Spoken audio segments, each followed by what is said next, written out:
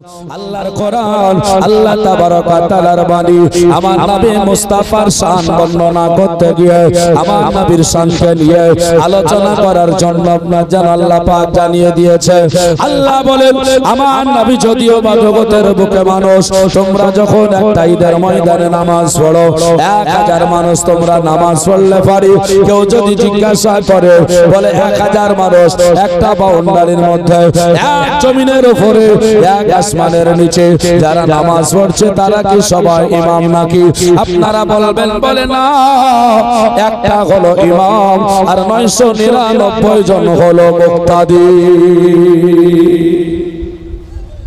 মাত্র একটা ইমাম, বাকিগুলো সব হলো মুক্তাদি।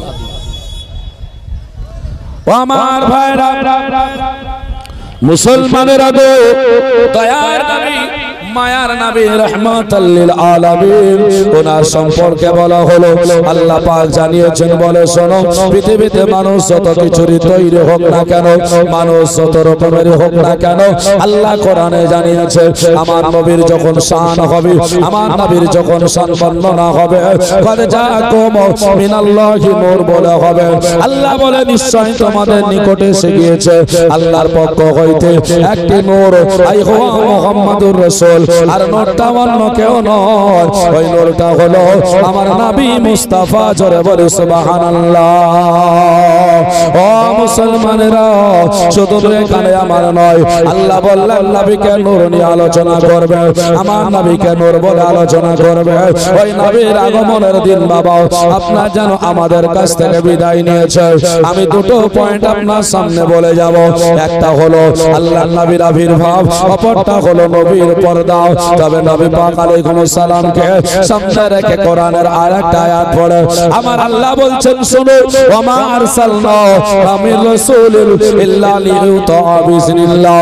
আল্লাহ বলছেন আমার নবীকে আমি জগতের বুকে পাঠাই না ইল্লা লিইউতা বিইজনিল্লাহ। আমার নবীকে যদি পাঠিয়েছি রাহমাতাল লিল আলামিন করে পাঠিয়েছি। ইল্লা লিইউতা বিইজনিল্লাহর অর্থ হলো আল্লাহ পাক জানিয়ে দেয় আমার নবী মুস্তাফার আনুগত্য স্বীকার করো, আমার নবী যা করতে বলেছে সেটাই তোমরা করো। আমার নবী যেটা করেছে সেটা করা তোমার দ্বারাই সম্ভব হবে না। নবী যা করেছেন আমাদের করা হবে। আল্লাহর নবী যেটা করেছেন ওটা যদি আপনাকে করতে হয় তাহলে বলুন নবী আমার কয়টা বিয়ে করেছেন জানা আছে? ভালো করে শুনতে হবে। নবী যা করেছে আপনি যদি মনে করেন আল্লাহ নবী যেটা করেছে সেটাই করব, অন্য কিছু করব না, বলা হয়েছে বলে শোনো। তাই যদি হয় তাহলে বলো নবী আমার 11টা বিয়ে করেছেন, আজ তোমরা জগতের বুকে একটাই করেছ, এখনো তোমাদের কাছে 10টা কাজ আছে। যে ভাই গো, ও যে বাপজি আমার ভাইরাও, আপনারা যদি মনে করেন আমার নবী যা করেছে সেটাই করব, আমার নবী যেটা করেনি সেটা করব না, তাহলে আপনি একটা বিয়ে করেছেন, এখনো পর্যন্ত আপনাকে 10টা করতে হবে। আর তা যদি না হয় নামাজ যেমন 5 ওয়াক্তের মধ্যে এক ওয়াক্ত না পড়লে কাজা হয়ে যায়, ওই রকম 11টার মধ্যে একটা বিয়ে, এখনো পর্যন্ত 10টা কাজা। অনেক ভাই আছে নবী যা করেছে তা করব, নবী যা করেনি তা করব না, বলে না। আপনি যখন জুলুসে হাঁটছেন বলেন নবী কি জুলুস করেছে? বলে সাহাবারাও তো করেনি, তাহলে আমরা কেন করব? তো নবীও করেনি, সাহাবারাও করেননি, আমরা কেন করব? তো নবী যেটা করেছে ওটা তো করো। আচ্ছা বলেন, সাহাবায়ে কেরাম মসজিদে নামাজ পড়িয়েছেন, কোন ইতিহাস পড়েছেন? কোন কিতাবে আছে? কোন মাওলানা মুফতি বলেছে যে সাহাবারা 5 ওয়াক্ত নামাজ পড়িয়ে টাকা নিয়েছে? শুনেছেন কোনদিন? কোনদিন শুনেননি। আচ্ছা বলেন, তাহলে যে মৌলবি বলবে সাহাবারা যা করেনি তা করব না, সাহাবারা যা করেছে তা করব, তাহলে ফ্রিতে নামাজ পড়াতে হবে, 1 টাকাও নেওয়া চলবে? না, মৌলবি পাওয়া যাবে? পাওয়া তো যাবে না। মুখে বললে হবে না, দলিলি কথা বলতে হবে। আল্লাহর কোরআন বলছে না, নবী যেটা করতে বলেছে সেটা করো, নবী যা করেছে তোমাদের দ্বারাই সম্ভব নয়। মুসলমান দয়ার নবী, মায়ার নবী, রাহমাতাল লিল আলামিন। ও বাবা, একটু জীবনে আপনাদের শুনতে হবে। লাউ আন্নাহুম জালামু আনফুসাহুম জাউকা, সূরা নিসার 63 নম্বর আয়াত পড়ছি বাবা। আল্লাহ বলছেন, ওরে আমার বান্দারে, নফসের প্রতি জুলুম করেছো, অন্যায় করে ফেলেছো, গুনাহ করেছো, আর দেরি করো না, আর দেরি করো না, জাউকা, আমার নবীর কাছে চলে যাও, আস্তাগফিরুল্লাহ, আমি আল্লাহ আমার কাছে তওবা করে নাও। আল্লাহ পাক জানালেন, তুমি যখন গুনাহ করবে, ওই গুনার ক্ষমা যদি তোমাকে চাইতে হয়, আমার নবী মুস্তাফার দরবারে গিয়ে আমার কাছে তোমাকে তওবা করতে হবে। যদি পারো গো, তাহলে তোমার তওবা কবুল হবে, আর যদি না হয় তাহলে বাবা হবে না। এ নবীর শান তো। আল্লাহ বলছেন, যদি কোন আমার বান্দা আমার কাছে গুনাহ ক্ষমার জন্য আমার কাছে তওবা করব মনে করে, সে যেন দেরি না করে আমার নবী মুস্তাফার দরবারে চলে যায়। আপনি বলবেন, ভাইয়া ও হযরত, বলবে সাহেব আপনি বলুন না কেন, আমার নবীকে কোথায় পাবো, আমার নবীকে ধরে তওবা করব। আল্লাহর কোরআন সাক্ষ্য দিতেছে, কোরআন শরীফ সূরা আহজাব আপনার জানো 22 পারা, আন-নবী কো আওলা বিল মুমিনিনা মিন আনফুসিহিম। আল্লাহর কোরআন বলে, এই জগতের মানুষেরা তোমরা কি জানো না, আমার নবী মুস্তাফা প্রত্যেকটা মুমিনের নফসের চাইতেও নিকটে। জোরে বলে সুবহানাল্লাহ। আল্লাহুম্মা সাল্লি আলা মাওলানা মুহাম্মদ ওয়া আলা আলি সাইয়্যিদিনা মুহাম্মদ সাল্লি আলা মুহাম্মাদিন মুহাম্মদ হরদম সবা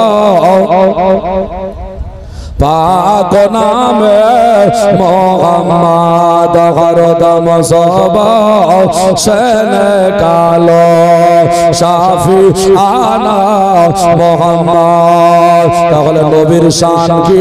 আমার নবীর শান হলো, বলে তওবা করবেন নবীকে ধরুন।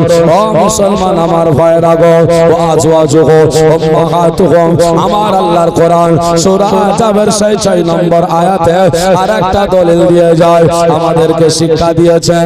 আল্লাহ বলছে, বান্দারে, নবীর বিবি আছে উম্মুল মুমিনিন হযরত আয়েশা সিদ্দিকা রাদিয়াল্লাহু তাআলা আনহা, নবীর বিবি আছে হযরত খাদিজাতুল কুবরা রাদিয়াল্লাহু তাআলা আনহা।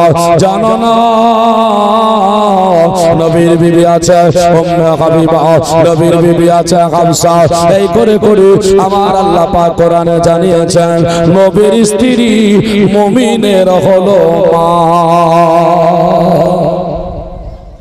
হাগো, নবীর স্ত্রী যদি মুমিনের মা হয়, তাহলে নবী কে হবে? নবীর স্ত্রী যদি মা হয় মুমিনের, তাহলে নবী কে হবে? বাপ। তো যার নবীকে ভাই বলে কোন হিসাবে বলে? আপনি বাড়ি গিয়ে কোরআনের সূরা আহজাবের 6 নম্বর আয়াতটা দেখেন। আল্লাহ আমার নবীকে শান দিয়া নবীর জীবনী অনেক এ নবী পাক আলাইহিস সালামের পয়েন্টগুলো আপনাদেরকে জানিয়ে দেব। আল্লাহর হাবিবকে এত মহান বানিয়ে দিলেন, এত আপনার যেন শান দিলেন।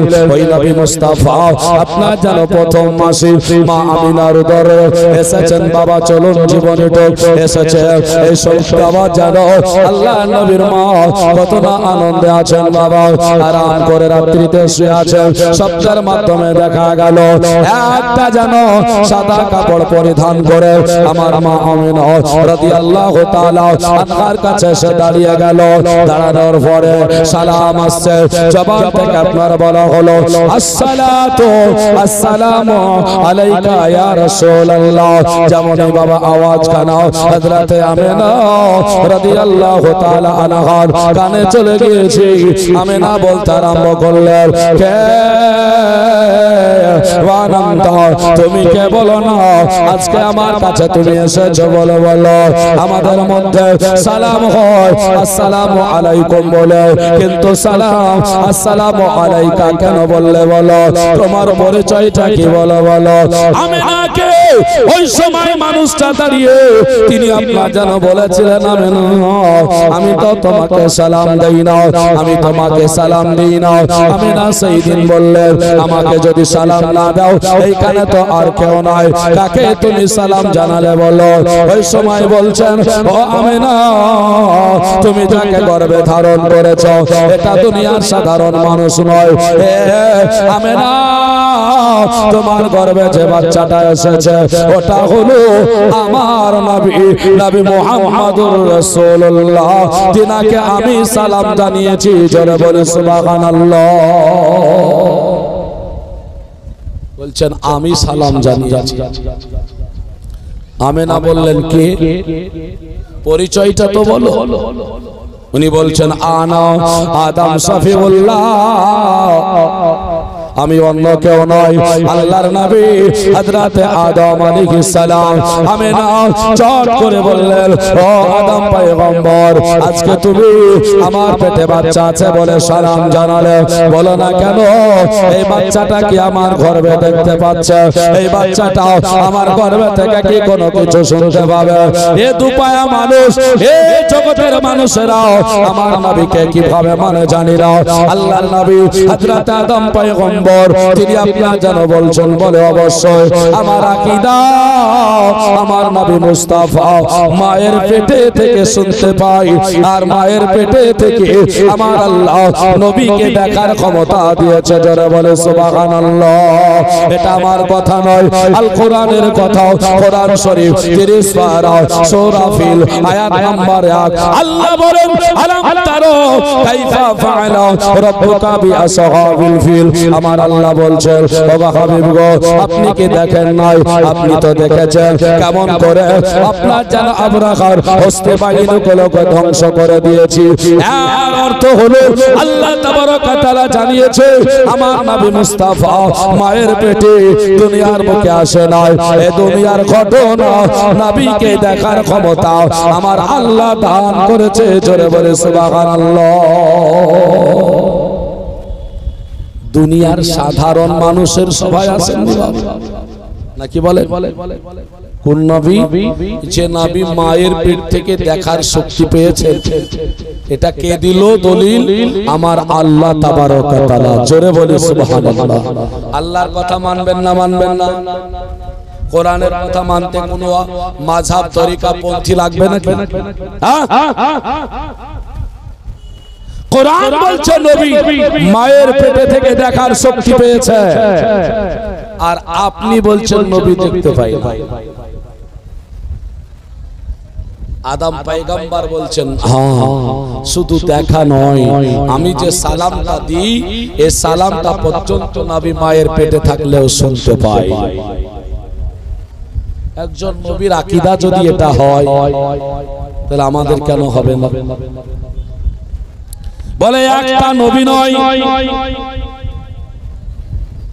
হযরতে আমিনা রাদিয়াল্লাহু তাআলা আনহা তিনি আপনার যেন বলেছিলেন, বলে একটা নয়, এই করে করে আমার কাছে 6 মাস যাবত 6 জন নবী এসেছিলেন, আমাকে সালাম জানিয়েছিলেন, আমাকে খুশির সংবাদ দিয়া আমার সন্তানের জন্য আপনার যেন জানিয়ে দিয়েছিলেন খুশির সংবাদ। কিন্তু দুঃখের বিষয় হলো 6 মাস যখন হয়েছিল আমার পেটের বাচ্চাটা আমার নবী মুস্তাফা সেই সময়তে আমি যেন স্বামী হারা হয়েছিলাম, তবুও এরশাদ আমার মা আমেনা বলে আমার কাছে আসা বন্ধ হলো না, আমার কাছে রেগুলার আসতে ছিল। বলে কেমন করে? 7 মাস যখন হয়ে গেল, 4 মাস আপনার যেন 7 জন নবী এসে হযরতে মুসা কালিমুল্লাহ আলাইহিস সালাম তিনি সালাম জানিয়েছিলেন। 8 মাস হলে হযরতে আমেনা তিনি আপনার যেন বললেন আমার কাছে আসার পরে হযরতে শাহরুহুল্লাহ সালাম জানিয়েছিল। আমেনা বললেন 8 মাসে 8 জন নবী এসে আমাকে সালাম দিয়ে গিয়েছে, সবটাই বাবা ঠিক ছিল, কিন্তু 8 জন নবীজি মা আমেনাকে খুশির সংবাদ দিলেন। আমেনা বলেন আল্লাহ দুনিয়ায় আমি দেখেছি যে মেয়েরা গর্ভে সন্তান ধারণ করেছে তাদের পেটটা বাবা লম্বা হয়, কিন্তু আমার পেটে সন্তান আছে এটা আমাকে 8 জন নবী যদিও বা সংবাদ দিয়েছে। শুধু এটাই নয়, আপনাদের জীবনী শোনা আমার মা আমিনা কুয়ায় যখন পানি আনতে গিয়েছেন ওই পানিটা আপনার যেন মা আমিনা তুলতে কষ্ট পাবে বলে পানি আপনার যেন নিকটে চলে এসেছিল। শুধু তাই নয়, যেই রাস্তা দিয়ে মা আমিনা হেঁটে হেঁটে চলেছেন বাবা ওই রাস্তার পাথরেরা মা আমিনা কষ্ট পাবে বলে তোলার মতো নরম হয়েছিল। আমার আল্লাহর হুকুমে তারা আপনার যেন মা আমিনাকে শান্তি দিয়েছিল। এটাই বোঝা যায় জমিনের পাথর নবীকে চিনল, কুয়ার পানি নবীকে চিনল, জঙ্গলের বাঘেরা নবীকে চিনল, আকাশের তারারাও নবীকে চিনেছিল। কিন্তু যাদেরকে আমার আল্লাহ এত আপনার দয়া মায়া করে মানব কুলের শ্রেষ্ঠ করে জগতের বুকে আপনার যেন নবী করে যাকে পাঠালেন, আর এই মানুষেরা আমার নবীকে সব চিনল না। সবাই চিনছে, মানুষ ছিলেন। মা আমেনা বড় কষ্ট হয়ে গেলেন, আল্লাহ আমি সন্তান হয়েছি এটা তো খুশির সংবাদ, কিন্তু মনের ইচ্ছা জেগে গেল। আমেনা বলেন আল্লাহ আমার যেই দিন বিয়ে হয়েছিল বিয়ে করে আল্লাহর ফেরেশতারা পালকি খানা কাঁধে করে নিয়ে এসেছিল, কাবা আপনার যেন দর্শন করে নিয়ে এসে আব্দুল্লাহর বাড়িতে পৌঁছায়া দিয়েছিল। সবটাই তো বাবা ঠিকই ছিল, কিন্তু আমেনা যখন আপনার 8 মাস পার হয়ে 9 মাসে পড়েছে মনের মধ্যে একটা জেগলো আমি কাবাটা একবার হলে তওয়াফ করে আসবো, কাবাকে জিয়ারত করে আসবো। এটা হলো আমেনার মনের বাসনা। বলতে পারে না কারাই বা বলবে বাড়িতে তো আর স্বামী নাই, আব্দুল্লাহ জগতে বেঁচে নাই, স্বামীকে বলে স্বামীকে সঙ্গে করে দিয়া ওই কাবা আর আপনার যেন তওয়াফ করতে চলে যাবে। মন বড় খারাপ হয়েছে আমিনার কাছে। আপনার যেন আব্দুল্লাহর একটা বোন ছিল যার নাম হলো সাদিয়া।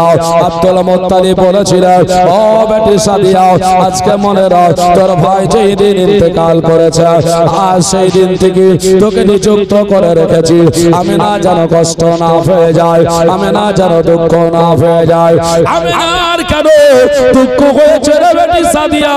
ওই সময় সাদিয়া যেন বলেছিল আব্বা যান আপনারে আমি কি শোনাবো, আমিনার মনের বাসনা হলো ওই কাবাটাকে তওয়াফ করবে, মনের বাসনা হলো কাবাটাকে জিয়ারত করবে।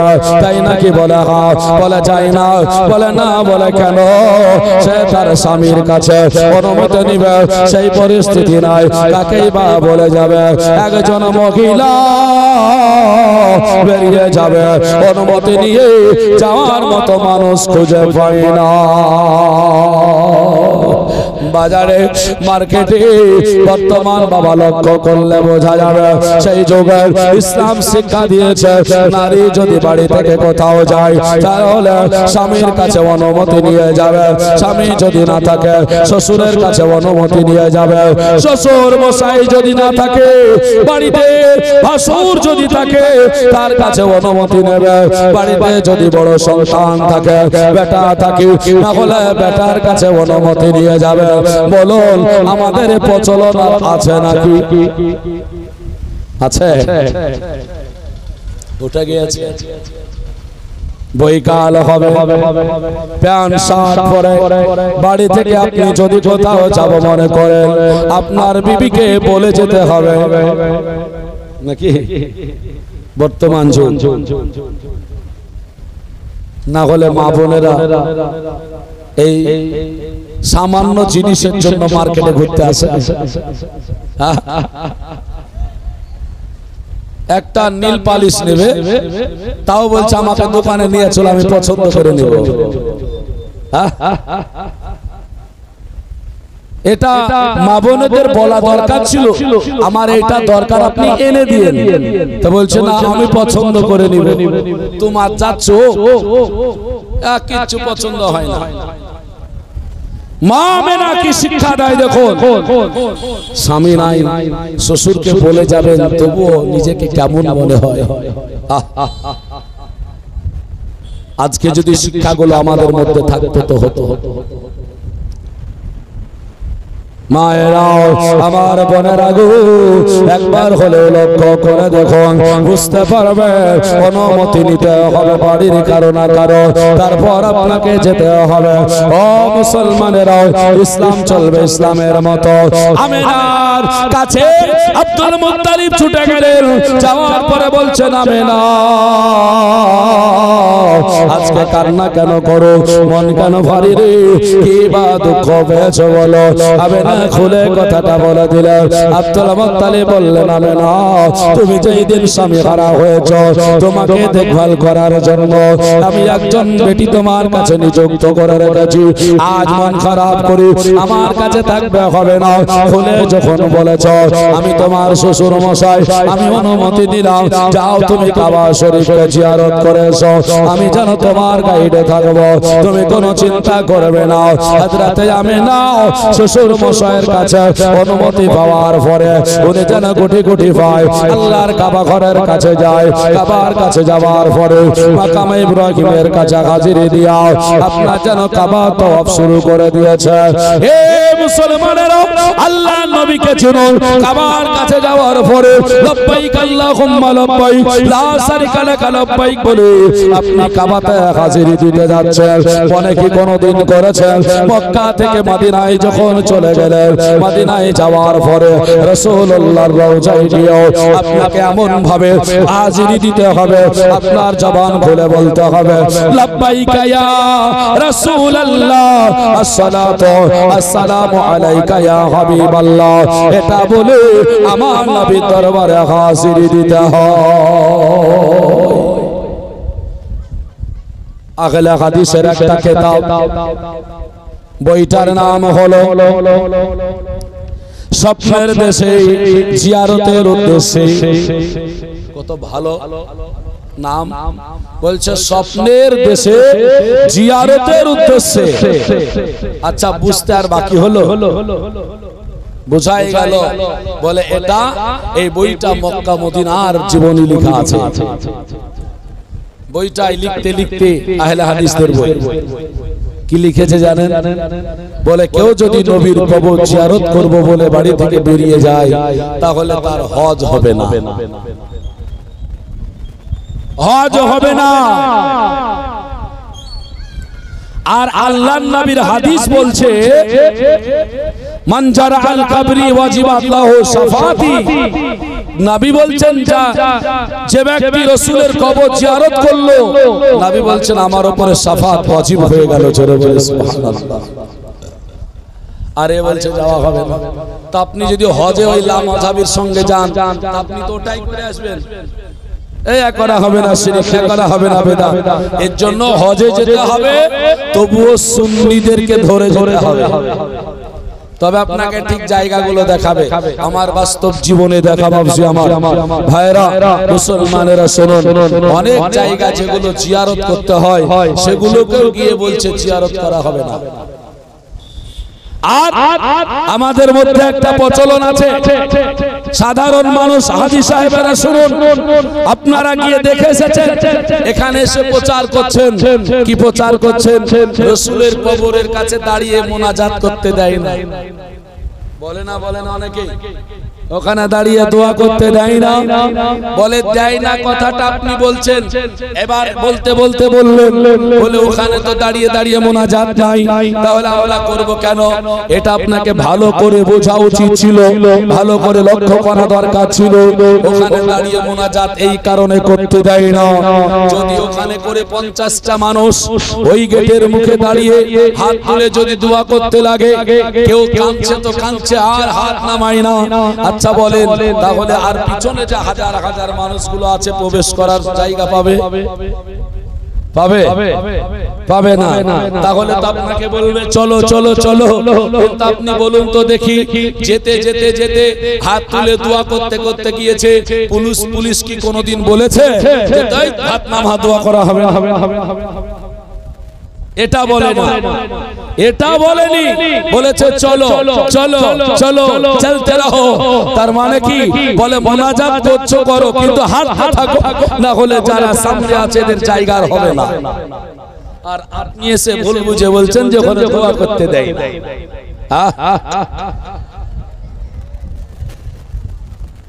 এখানে আর কি আছে? অত্র এলাকা বলে বলছি না, গোটা মুর্শিদাবাদ, গোটা পশ্চিমবঙ্গে যে কোনো পন্থী হতে পারে। বলুন জানাজায় কোথাও মেয়েদেরকে দেখেছেন? আইলে হাদিসের লোকেরা জানাজায় মেয়েদেরকে নিয়ে যায় না। আর মক্কা মদিনাতে নামাজ শেষে নামাজের পরে জানাজা হয়, 5 ওয়াক্ত নামাজ হচ্ছে, 5 ওয়াক্ত জানাজা হচ্ছে। এবার নামাজ শেষ, জানাজায় দাঁড়াচ্ছে তো মেয়েগুলোও দাঁড়িয়ে গেল। আরে যে হজে নিয়ে গেল এ বলেনি মেয়েগুলোকে যে জানাজার নামাজে তোমরা দাঁড়ায়ো না, ওটা জানাজা তোমাদের পড়া হবে না। জানাজাতে মেয়েরাও দাঁড়িয়ে গেল। বাস্তব বলছে এগুলো হচ্ছে।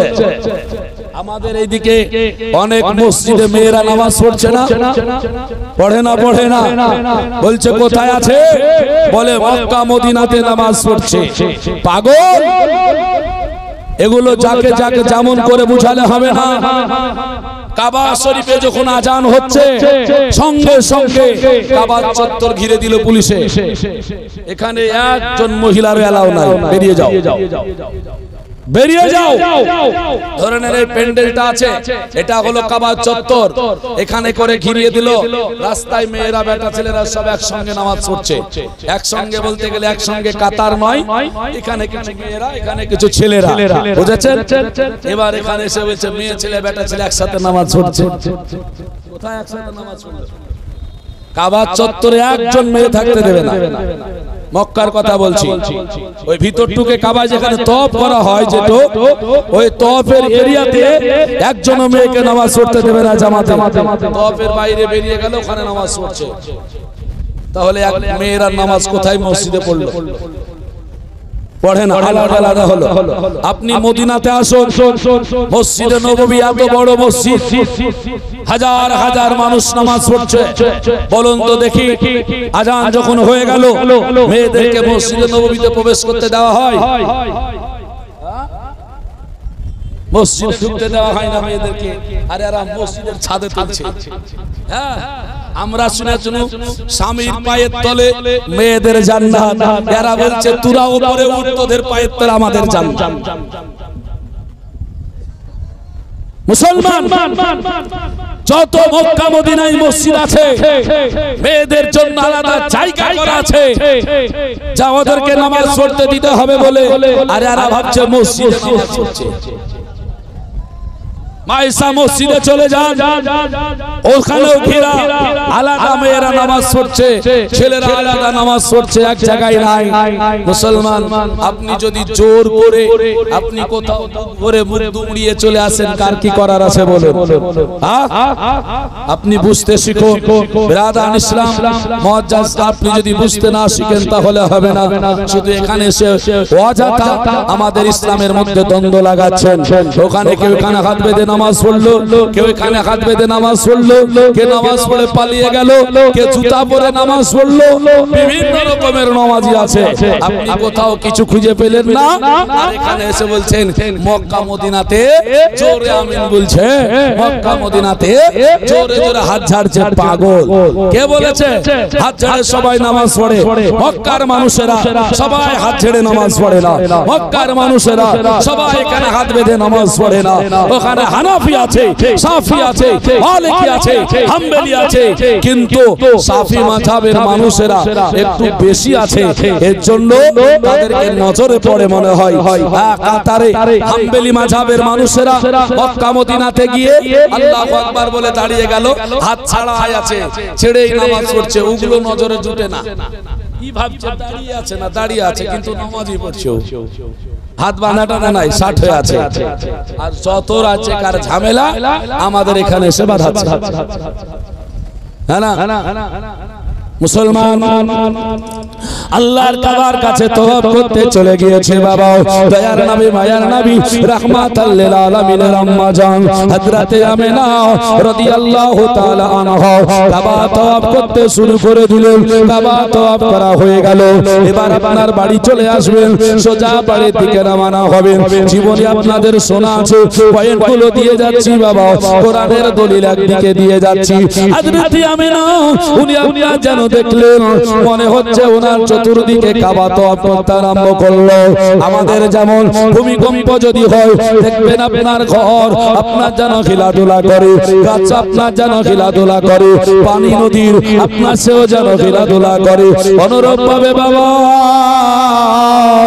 আপনি দেখবেন মাথা ঘুরছে, মনে হয় আসলে কি মানুষের মাথা ঘুরে নাকি বাবা? মানুষের তো মাথা ঘুরে না, কিন্তু মনে হচ্ছে এই শহরটা যেন ঘুরতেছে, এই বাড়িটা যেন ঘুরতেছে। এ বিরাদর, মানে আপনি নিয়েছেন, নেওয়ার পরে বলছেন বলে মাথা ঘুরতেছে, আসলে আপনার মাথা ঘুরে নাও, আপনার দুর্বলতাও, আপনি দুর্বল, আপনি ওটা ভুল দেখতেছেন, আপনার মাথায় কাজ করতেছে না বাবা। আমি না চিন্তা করেন আল্লাহ, যেই কাবা শরীফ আমি তওয়াব করতে এসেছিলাম, কাবাকে তওয়াব করা হয়ে গেল, আমি চলে যাব, কাবা কেন আমার কাছে তওয়াব করে? ভয়ে ডরে উনি যেন নম্র হয়ে গিয়েছেন, মনটা বড় খারাপ হয়ে গেল। কাবার কাছ থেকে আওয়াজ আসতে শুরু হয়ে গেল, ওরে আমিনা আর কানতে হবে না, আর তোমাকে চিৎকার করতে হবে না, তুমি খৌফ করো না, আমি কাবা, আজ তুমি আমার কাছে এসেছো এমনটা নয় রে আমিনা। পৃথিবীর কোনার কোনার মানুষেরা আজকে লক্ষ লক্ষ টাকা খরচ করে আমার কাছে আসে, আমাকে তওয়াব করে চলে যায়। ও আমিনা, তুমি জানো না, তুমি যাকে গর্ভে ধারণ করেছো সেটা হলো আমার কাবা। পৃথিবীর মানুষ যদি লক্ষ লক্ষ টাকা খরচ করে তার কাবা আমাকে তওয়াব করতে আসে, আজকে আমার হাতের নাগালে আমার কাছে আমার কাবাকে পেয়েছি, একটু তৃপ্তি সহকারে ওই কাবাকে তওয়াব করতে ছিল আমিনা। তুমি চিন্তা করো না, তুমি যাকে গর্ভে ধারণ করেছো ওই নবী মুস্তাফার একটু তাজিম সম্মান করে দি। সবাই চিনলো, সবাই জানলো, ও হাবি জানলো না। সমস্যা হলো এখানে, ভাগ কেন হলো? বিরাদার শুনুন, আল্লাহর হাবিব সাল্লাল্লাহু আলাইহি ওয়াসাল্লাম, আল্লাহর কোরআন বলছে ওয়ারাফা'না লাকা যিকরাক, নবীর শান ও মান এত উদ্দীমান করেছি, এটা আমি জানি আর আমার রাসূল জানে, আর কেউ জানে না। জোরে বলে সুবহানাল্লাহ। আপনারা একটা ভিডিও দেখেছেন কিনা জানি না, হাজারো হাজার ভিডিও দেখছেন বাংলাদেশ থেকে। ভিডিওর মধ্যে কয়েকটা ভিডিও, তার মধ্যে একটা ভিডিও হলো কিয়ামতের ময়দানে আল্লাহর নবী সাল্লাল্লাহু আলাইহি ওয়াসাল্লাম নিজের জন্যই ব্যস্ততায় থাকবেন, উনি অপরকে অর্থাৎ উম্মতকে সাহায্য করবেন, এটা কে বলেছে? বরং নিজের জন্যই ব্যস্ততায় থাকবেন। এই কথা বাংলাদেশ থেকে আব্দুর রাজ্জাক বিন ইউসুফ আহলে হাদিসদের লিডার সরদার শাইখ সে বলেছে। আর কোরআন বলছে, কোরআন শরীফ সূরা বাকারা দ্বিতীয় পারা, আল্লাহ বলছেন ওয়া ইয়াকুনার রাসূলু আলাইকুমুশ শাহীদা। নবীর শান কিয়ামতের ময়দান হবে, দয়ার নবী মুস্তাফাকে আল্লাহ পাক রব্বুল আলামিন তিনি আপনার যেন সুপারিশকারী সাক্ষ্যদাতা করে দাঁড় করিয়ে রাখবেন। জোরে বলে সুবহানাল্লাহ। আর ইনি বলছেন না না, নিজের জন্যই ব্যস্ততায় থাকে। এ নবী কত মহান, কাবা পর্যন্ত চিনে নিল। মা আমিনা বাড়ি চলে আসলেন, আসার পরে বাড়িতে ঢুকেছেন, আব্দুল মুত্তালিবের সামনে সব গল্প হলো। সবই তো ঠিক আছে। আব্দুল মুত্তালিব বলছে চিন্তা করছো কেন? তুমি যখন সুসংবাদ সবার কাছে পাচ্ছ, তুমি চিন্তা করিও না, তোমার সন্তানটা পৃথিবীতে ভূমিষ্ঠ হতে দেখা যাবে। মা আমিনা উনি যেন বাড়িতে থাকতে আরম্ভ করলেন। দুটো রিওয়ায়াত, কেউ বলছেন আব্দুল মুত্তালিব কাবা গৃহের খাদিমদার ছিলেন, ওই অবস্থায় কাবা নড়াচড়া করছিল। কেউ বলছে না, আব্দুল মুত্তালিব বাড়িতে ছিলেন, স্বপ্নের মাধ্যমে দর্শন করেছেন আব্দুল্লাহর বেটা নবী মুস্তাফা পৃথিবীতে আবির্ভাব হবেন, এর জন্য আওয়াজ আসতেছিল। রিওয়ায়াত যেটাই হোক না কেন, সত্য হলো আমার আব্দুল মুত্তালিব উনি যেন আমার নবীকে দর্শন করার জন্য ছুটে ছুটে যাচ্ছিলেন। রিওয়ায়াত বহু রকমের থাকতে পারে, আমি যে কথাগুলো বলবো তার পিছনে যেন দলিল থাকে, যুক্তি থাকে। কারণ শুধু জীবনী বলবো তা নয়, আমি অনেক দিন 5 দিন 7 দিন 10 দিন জীবনী করেছি। হ্যাঁ বিরাদান ইসলাম, আমার আওয়াজটা একটু বসা, মানে কয়েকদিন ধরে জলসা করছি, ঠান্ডা লেগেছে একটু, আওয়াজটা একটু একটু বসে গেছে, হ্যাঁ না? তো আপনাদের দোয়ায় চলছে। হ্যাঁ, তো আমার বলার উদ্দেশ্য হলো যে পয়েন্টগুলো যদি আপনি না জানেন, শুধু জীবনী শুনে কাজ হবে না। আপনাকে তো কালকে বলবে মৌলভী সাহেব শুধু জীবনী করে গেল, দলিল কোথায় দিল? হ্যাঁ, দলিল কোথায় দিল? মুসলমান আজকে ঝান্ডা লহরাচ্ছেন, ওরা তাকাচ্ছে, খুঁজে বেড়াচ্ছে ঝান্ডা, ঝান্ডা কোথায় পেল? একজনের জন্য বলেছিল আমাদের একটা মৌলানা, উনি বলছেন, বলে তোমরা ঝান্ডা খুঁজো দলিলে, আর আমরা ঝান্ডা দেখি বাসের আগালে। ঝান্ডা তো আগালেই থাকে নাকি? পতাকা তো আগালেই থাকবে, দলিলে কোথায় পাবে? তুমি এদিকে খুঁজতেই থাকো, আমরা দেখতেই থাকি। তার কারণ তোমার চোখ হলো নিচে, জাহান্নাম হলো নিচে, জান্নাত হলো উপরে, আমরা দেখতে থাকবো উপরে। আমাদের আশা জান্নাত পাবো, আর তোমাদের আশা খুঁজে খুঁজে জাহান্নাম যাবো।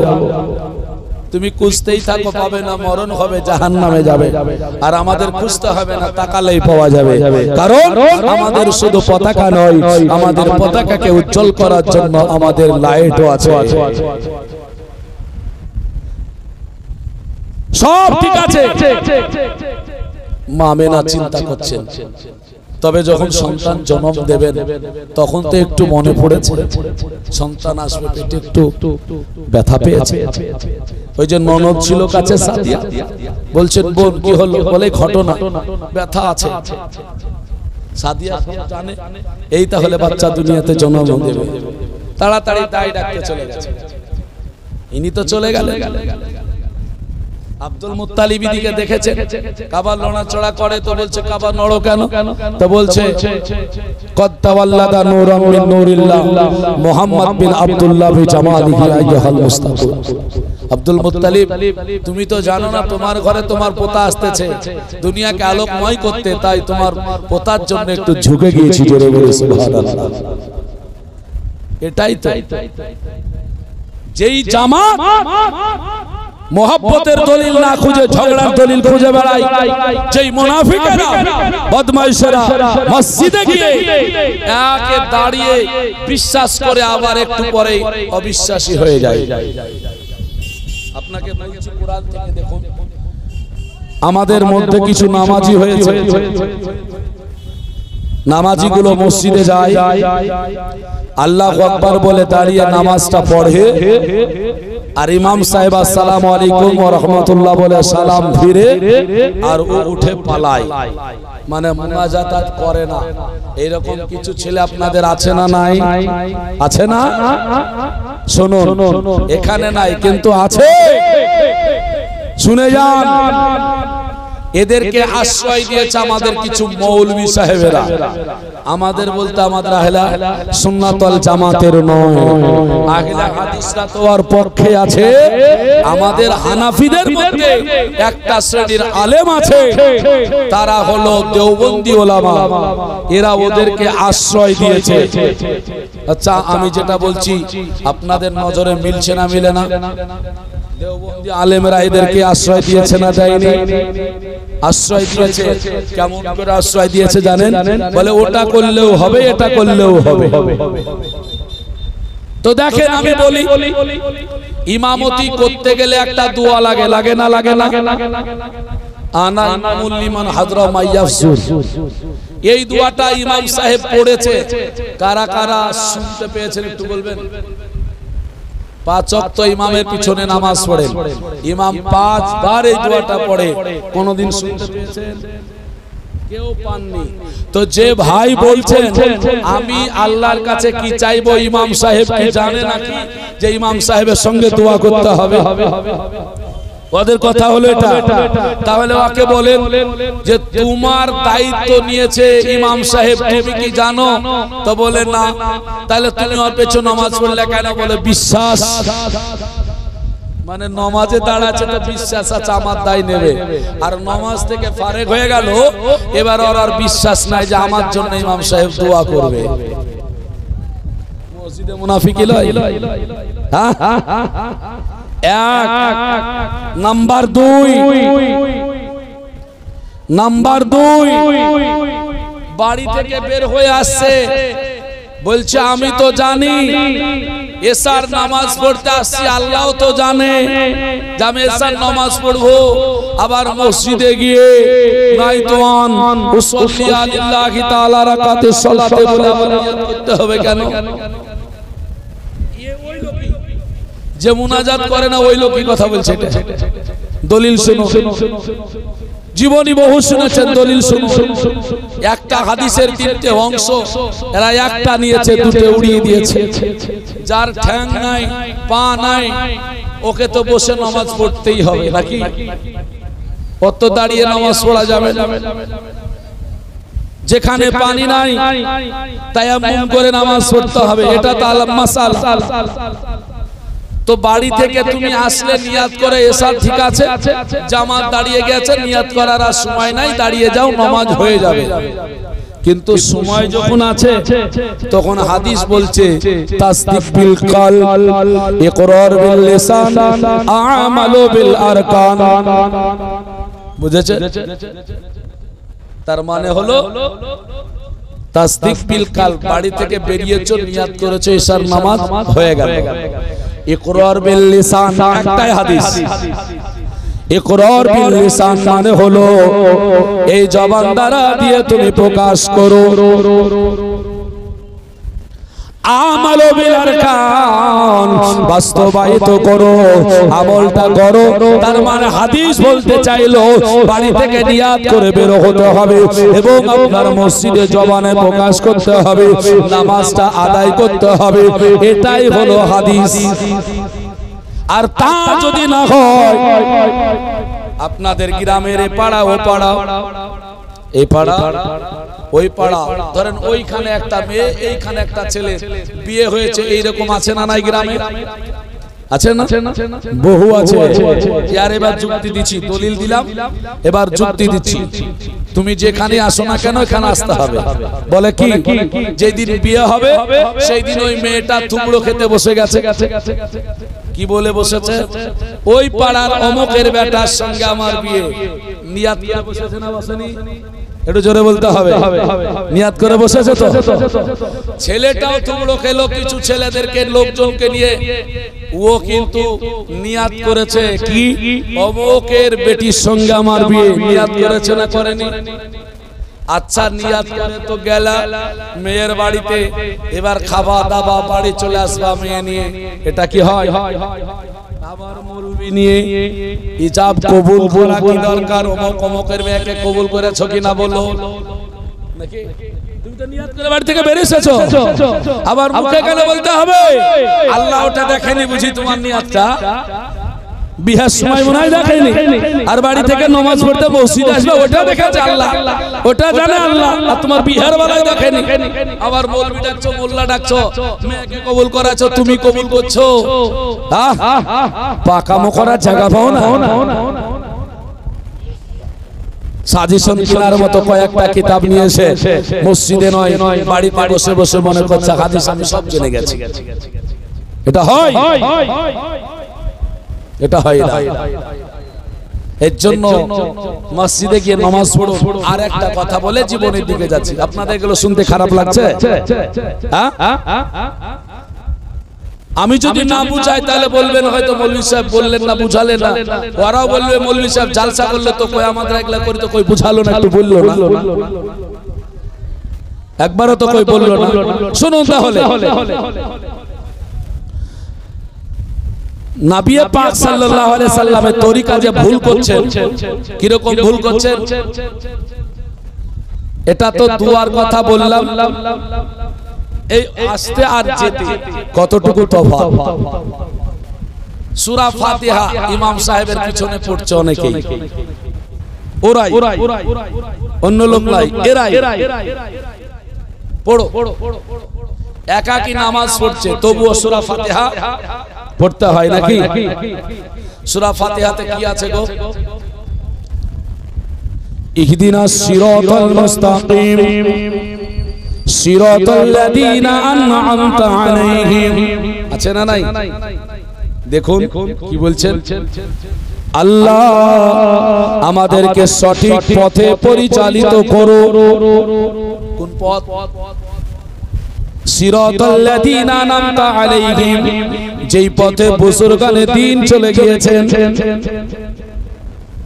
যেই পথে আল্লাহ ওয়ালা চলে গেছেন। তাহলে একাকি পড়লে সূরা ফাতিহা পড়লা, আবার যদি ইমাম সাহেবের পেছনে পড়ছো তো তাও পড়ছো, আর ওই মানুষটাই মসজিদের গেটে এসে বলছে আর বুজুর্গ টুজুর্গ ওলি ফলিয়া আবার কি কথা রে, আল্লাহ মানলেই হয়ে যাবে, বলে না? এ পিপটির মানা যাবে না, বুজুর্গ টুজুর্গ মানা যাবে না। আরে বেটা তুমি তো বললে এখনি ইহদিনাস সিরাতাল মুস্তাকিম সিরাতাল্লাযীনা আন'আমতা আলাইহিম, তুমি তো বললে যে আল্লাহ আমাকে সঠিক পথে চালাও, ওই দিন যে পথে চলেছে সেই পথে চালাও, আর তুমি এসে বলছো ওদেরকে মানবো কেন? তাহলে কত বড় মিথ্যুক দেখেন, মসজিদের মধ্যেই ভিতরে বলছে চালাও আর বাইরে বলছে চালাও না। এর নাম হলো ইবলিস, শয়তান। ইবলিস কাকে বলে?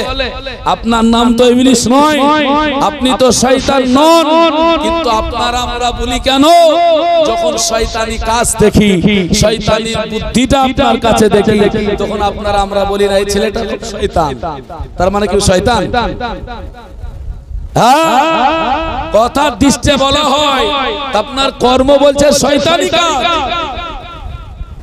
আপনি আমি যদি না বুঝতে পারি তাহলে হবে না। এগুলো মসজিদে আল্লাহর কাছে আপনি বেঈমানির সঙ্গে কথা বলছেন। ফিরে আসুন আল্লাহ আল্লাহ রাসূলের পথে। এর জন্য ওসিলা আপনাকে মানতেই হবে, মানতেই হবে। ওসিলা যদি না মানেন কি আর বলে বুঝাবো? যে বলবে ওসিলা মানা হারাম, আমি বলবো তোমার বেটি বিয়ে দেওয়া হারাম। যে বলবে ওসিলা মানা শিরক, আমি বলবো তোমার বেটির বিয়ে দেওয়া শিরক। যে বলবে ওসিলা মানা বেদাত, আমি বলবো তোমার বেটির বিয়ে দেওয়া বেদাত।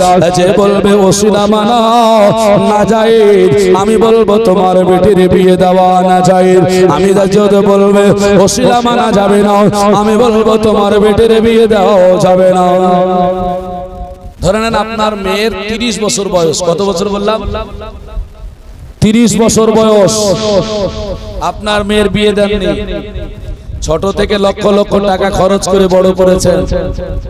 খুব বুদ্ধিমতী মহিলা, 5 ওয়াক্ত নামাজ পড়ে, হজ করেছে, যাকাত দেয়, ইবাদতের কোনো ত্রুটি নাই। পুরুষের মুখ কোনোদিন দেখেনি, পুরুষ ওকেও দেখেনি। এত পর্দাশীল মহিলা, এই মেয়েটা উম্মুল খয়ের মা ফাতেমার মতো একজন মহিলা 30 বছর বয়স আগে বলেছি বিয়ে দেননি। মাজারে চাইতে হবে না, আমাদেরকে বলছে এরা মাজার পূজারী, এরা মাজারের কাছে চায়, খাজা বাবার কাছে চায়, দাতা বাবার কাছে চায়, মহলি মোল্লার কাছে চায়, মাজারে যেও চাইছে। আমি বলছি এখানে কোথাও চাইতে হবে না, তোমার বেটিটাকে বলো তুমি জমিদার, তোমার অনেক জমি আছে, দুটো বেটা একটা বেটি, 50 বিঘা সম্পত্তি, দুই বেটাকে 20 40 দিয়ে দাও, তোমার বেটিকে 10 বিঘা দিয়ে দাও, তোমার বেটি ওখানে বাস করুক। আর বলে দাও যে বেটি রে তোকে কারো হাতে তুলে দিব না, অন্যায় অত্যাচার কারোর কাছে সহ্য করতে হবে না, অনেক জমি জায়গা আছে, টাকা পয়সা আছে, আল্লাহর কাছে একটা বাচ্চা চেয়ে নে। আমার কথাটা বুঝতে পেরেছেন? কার কাছে চাইতে চাইলাম বাচ্চা? একটু জোরে বলতে হবে, কার কাছে? আল্লাহর কাছে। আচ্ছা বলেন, আল্লাহর কাছে আপনার মেয়েটা যদি বাচ্চা চায় পাবে? পাবে? আপনার মেয়েটা বাচ্চা পাবে? বলে আপনি যদি বলেন পাবে তো কোন হিসাবে পাবে? আপনি বলবেন আল্লাহ দিলেই হবে, তাহলে আমি বলবো আপনার পেটে দিলেও হবে। বাচ্চা তো এই পিঠের দাড়িতেই আছে, নাকি বলছেন? তাহলে শুরু আপনাকে দিয়েই হোক, দিলে হবে, ভাষাটা আপনাকে দিয়েও হবে। তার মানে এইখানে আপনি আল্লাহ দিলেই হবে বললে হবে না, কারণ এই কারণে আল্লাহ পাক রব্বে কায়নাত কোরআন দিয়েছেন, ইয়া আইয়ুহাল্লাযীনা আমানুত্তাকুল্লাহা ওয়াবতাগু ইলাইহিল ওসিলা। আল্লাহ বলছেন পাবে না, ও পাবে না। যদি পেত তাইলে উম্মুল খয়ের মা ফাতেমা বিয়ে করতেন না, মা ফাতেমা বিয়ে করতেন না, আল্লাহ দিয়ে দিতেন। কেন? বলে বাচ্চা নেওয়ার জন্য, বাচ্চাকে দুনিয়াতে আসার জন্য মেয়েটাই হলো ওসিলা, আপনার বেটিটা হলো ওসিলা। কারণ বাচ্চা পাবে না কেন জানেন? বাচ্চা এই কারণেও পাবে না, আল্লাহর কাছে চাইছে তবুও মাজারে বাবা দাতা খাজার কারো কাছে চাইছে না, চাইতে ভুল নাই তবুও পাচ্ছে না। কারণ বাচ্চা যেখান থেকে তৈরি হবে সেটা মেয়ের কাছে নয়, মেয়েরা হলো জমিন আর ছেলেরা হলো বীজ রোপণকারী। বীজ থাকে ছেলের কাছে, মেয়েরা বহনকারী, বহন করে। কথা বুঝতে পারলেন? এর জন্য পুরুষের স্পর্শ লাগবে তবে পাবে, না হলে বাচ্চা পাবে না। আল্লাহ বলছেন আমাকে যদি পেতে হয় তোমাকে ওসিলা মানতেই হবে, নচেত পাবে না। আজ থেকে এখন আপনি কি করবেন? ওসিলা মানবেন নাকি ওসিলা মানা হারাম বলবেন? তাহলে আপনার বেটির বিয়ে দেওয়াও হারাম হয়ে যাবে। আপনি যা করবেন এবার করুন। আল্লাহর কোরআন বলছে ওসিলা না মানলে পার হতে পারবে না, তওবা আল্লাহর কাছে কবুল হবে না। জয় হোক বাবা মুসলমানেরা, দয়ার নবী মায়ার নবী রাহমাতাল লিল আলামিন উনি আপনার জানো মা আমিনার ঘরে আসার জন্য বাবা প্রস্তুতি বাবা নিয়েছে। আল্লাহ পাক আমার নবীকে পাঠায়া দেবে এমন সময়তে, ও মুসলমানের আমার ভাইরা বিরাদারানে ইসলাম, আপনাকে এখানে আরো দুটো কথা বলে দিই, না হলে বাবা আপনারা একটু ভুল বুঝে যাবেন, কেউ আপনাকে যুক্তি দিয়ে দেবে। তাহলে আমার দুনিয়ার বুকে ঈসা পয়গম্বরের মা হযরতে মারিয়াম রাদিয়াল্লাহু তাআলা আনহা, উনি কি স্পর্শ করেছিলেন যে সন্তান গর্ভে উনি পেলেন? বিরাদার বুঝতে হবে আল্লাহ পাক জান্নাতি ফুল ওনাকে শুনিয়েছিলেন। বাচ্চার জন্য কিছু তো লাগবে, ডাইরেক্ট মেয়ে তো বাচ্চাও পাবে না, যেটাই যাবেন ওসিলা হবে, যেটাই যাবেন মাধ্যম হবে, যেটাই যাবেন আপনার জারিয়া হবে। এ বিরাদার দয়ার নবী মায়ার নবী রাহমাতাল লিল আলামিনের জন্য বাবা সবাই আনন্দিত হলো। আল্লাহ পাক জান্নাতি নারী 4 চারজনকে আপনার যেন পাঠায়া দিয়েছিল। চারজন নারী বলেছিল যাব তো যাব, কেমন করে কি নিয়েই বা যাব। আল্লাহ পাক বলেন শোনো, আমার নবী দুনিয়াতে পদার্পণ করবে, আমার নবীর জন্য জান্নাতি রেশমি রুমাল আর হাউজে কাউসারের পানি নিয়ে চলে যাও। আমার নবী দুনিয়াতে পদার্পণ করার সঙ্গে সঙ্গে আমার নবীকে হাউজে কাউসারের পানি দিয়ে ধৌত করাতে হবে আর জান্নাতি রেশমি রুমাল দিয়ে মুছিয়ে দিতে হবে। জান্নাতি নারীরা তাই করেছিলেন বাবা। হযরতে আসিয়া রাদিয়াল্লাহু তাআলা আনহা আমিনার দরওয়াজায় এসে হাজির দিলেন, দরওয়াজায় বাড়ি দিলেন। বাবা আমিনা আজকে বলো বলো তুমি আজকে সুস্থ আছো নাকি? আমিনা বললেন মানন্তা তুমি কে বলো বলো। উনি বললেন আমি গোলাম আসিয়া। ব্যাপারটা কি একটু বলো তো দেখে। বললেন অন্য কিছু নয়, ব্যাপার অন্য কিছু নয়, তুমি নাকি সন্তান দুনিয়াতে ভূমিষ্ঠ করাবে, দুনিয়ায় আজ তুমি কি সুস্থ রয়েছ? আমিনা বললেন আমি কোনো অসুস্থ বোধ করি না, আমার কোনো কষ্ট হয় না। আসিয়া অবাক হয়েছিলেন, একজন বাচ্চা জন্ম দেবে এমন নারী সুস্থ কেমন করে থাকতে পারে, অসুস্থ কি করে না হয়ে থাকতে পারে? কারণ হলো ও আমার ভাইয়ের বাপজিরা, একবার এবার মাকে স্মরণ করুন। আল্লাহর নবী বলেন একটা যখন আপনার দুনিয়াতে বাচ্চা জন্ম গ্রহণ করি, এখন তো বাবা ওই পেটের মধ্যেই নাড়িটা কেটে তুলে নেওয়া হচ্ছে। আমার নবী বলে যেই মেয়ে ছেলেটা মায়ের উদর হইতে আপনার যখন জন্ম নিল, এক এক করে করে 33টা নাড়ি ছিঁড়ে একটা নাড়ি নিয়ে দুনিয়ার বুকে জন্ম নিল। আপনিও তখন সেটাই করেছেন, আপনার মার পেটের নাড়িগুলো ছিঁড়ে দিয়েছেন, আমিও আমার মায়ের পেটের নাড়িগুলো ছিঁড়ে দিয়েছি। এইভাবে দুনিয়ার বুকে জন্ম নিয়েছি বাবা। কথা একটাই হলো এত কিছু কষ্ট দিয়ে আসিয়া মনে করলেন এটাই বা কেমন করে হতে পারে। অবাক হয়ে গিয়ে বললেন না না না না, এটাই বা কেমন করে মারা যায়। বলে মানতেই হবে, কোনো অসুবিধা নাই। ও মুসলমানেরা, যাই হোক বাবা, চারজন নারী যখন উপস্থিত হয়ে গিয়েছে একের পরে এক সবাই আপনার আনন্দিত। আব্দুল মুত্তালিব এবার ছুটে চলে যায়। কোথায় যাচ্ছে? আমার আমিনার ঘরে। কোথা আসবে বলে ছুটে যায়। এদিকে আল্লাহ পাকের অর্ডার হয়ে যায়। আল্লাহ বলে ও আমার ফেরেশতা মণ্ডলীরা, আর দেরি করা যাবে না, আমার নবী দুনিয়াতে পদার্পণ করবে, তোমরা কাতার দিয়ে দাও। আগনিত ফেরেশতারা কাতার দিয়ে আমার নবী মুস্তাফার আমার যে ঘরে কোটরিতে আছে ওই ঘরের কাছে এসে হাজির হয়ে গেল। চারজন জান্নাতি নারী তারা এসে হাজির হয়ে গেল। সবাই বাবা দাঁড়িয়ে রয়েছে। আব্দুল মুত্তালিব আপনার ঘরের মধ্যে প্রবেশ করবে, আগে কান লাগায়া শুনে দেখলো আমিনার কান্না আসে। সবাই নবীর অপেক্ষায় অপেক্ষিত হয়ে আছে। আব্দুল মুত্তালিব আওয়াজ করে বলল ও বৌমা আমিনা, আজকে কেন কান্না করো বলো। আমিনার কাছ থেকে আওয়াজ চলে আসলো ও আব্বা জান, আপনাকে আমি কি শোনাবো?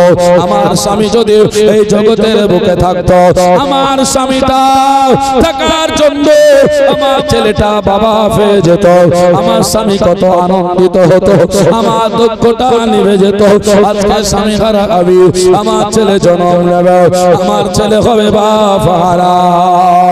এই কারণে মনে একটু কষ্ট হয়, চোখের পানি ঝরে আসে। আব্দুল মুত্তালিব আওয়াজ করে বললেন আর কাঁদতে হবে না, আমি যেমন তোমার দুঃখ নিবারণের জন্য সাদিয়াকে লাগিয়ে রেখেছি, অনুরূপ ভাবে তুমি সন্তান জন্ম দিলে তার কাছে আমি থাকবো। কোনদিনে তোরেও ওই সন্তানটা পিতার যেন দুঃখটা না পায়, ওই দায়িত্বটা আমি আব্দুল মুত্তালিব নিয়ে নিলাম। আল্লাহ আল্লাহ সুবহানাল্লাহ। এইভাবে বাবা আপনার যেন দায়িত্ব নিয়ে ঘরের মধ্যে প্রবেশ করবে। ফেরেশতারা আব্দুল মুত্তালিবের কোমর ধরে বাবা বসে দেয়, কান ধরে বসে দেয়। আব্দুল মুত্তালিব বলে কি হলো, ঘরের মধ্যে প্রবেশ করা যাবে না। বলে কেন যাবে না? একটাই কারণে, এখন আল্লাহর গণিত ফেরেশতা রয়েছে, ওটা তোমার পোতা দুনিয়ায় যতদিন থাকবে লালন পালন করবে, হাতে নেড়ে চেড়ে মানুষ করবে, আজ তার শ্রদ্ধা সম্মান করবে। প্রথমে আল্লাহ পাক ইউসাব্বিহু লিল্লাহি, কোরআন পাকের মধ্যে বলেছেন সর্বদা যারা তাসবিহ তাহলিল করে তারা হলো ফেরেশতা, তারা নারীও নয়, তারা পুরুষও নয়, তারা বাবা ভক্ষণ করে না, তাদের খোদা লাগে না। আল্লাহর তাসবিহ তাহলিল জিকির করতেই থাকে। হে আল্লাহর ফেরেশতারা আগে নবীর জিয়ারত করবে আব্দুল মুত্তালিব, তারপরে তিনি প্রবেশ করবে। জোরে বলে সুবহানাল্লাহ। আব্দুল মুত্তালিব বাবা হয়ে গেলেন। আল্লাহ, এ আবার কোন আওয়াজ আসলো? উনি দাঁড়িয়ে গেলেন, আর বাবা চলে না। এ মুসলমান, ওই পতাকা আল্লাহর ফেরেশতারা তিনটা পতাকা নিয়ে এসেছেন। এখানেও দুটো রিওয়ায়াত বলে, কেউ বললেন একটা মিনার ঘরে, একটা কাবা গৃহে, একটা পশ্চিম আকাশে। নারায়ে তাকবীর, নারায়ে তাকবীর, নারায়ে রিসালাত, মাসলাকে আলা হযরত উলামা আহলে সুন্নাত, জশ্ন ঈদ মিলাদুন নবী। ব্রাদার, যাই হোক, সুদূর মালদা থেকে হযরত উপস্থিত হয়েছেন, না সময় বেশি আমি নেব না, কারণ বক্তা যেহেতু চলে এসেছে, সময় আপনাদের কাছে নষ্ট করে আমার কোনো লাভ হবে না। তো যাই হোক, সবাই আনন্দিত, সবাই পতাকা। এই পতাকা আরেকটা রিওয়ায়াত বলে পূর্ব পশ্চিমে এবং কাবা গৃহে তিনটে জায়গায় রাখা হয়েছে। সবটাই ঠিক আছে, কোনো অসুবিধা নেই, কিন্তু ব্যাপার হলো যেটা সেটা আল্লাহর নবী যেই দিনে এসেছেন সেই ইন্তেকালও করেছেন, এটা নিয়ে মানুষের মধ্যে একটু দ্বন্দ্ব। কারণ যে গজল শুনিয়েছে, আর যেই দিনেতে রাসূল এলো, আর সেই দিনেতে বিদায় নিল, আজ দুঃখ নেব না খুশি নেব, খোদা গো তুমি দাও না বলে।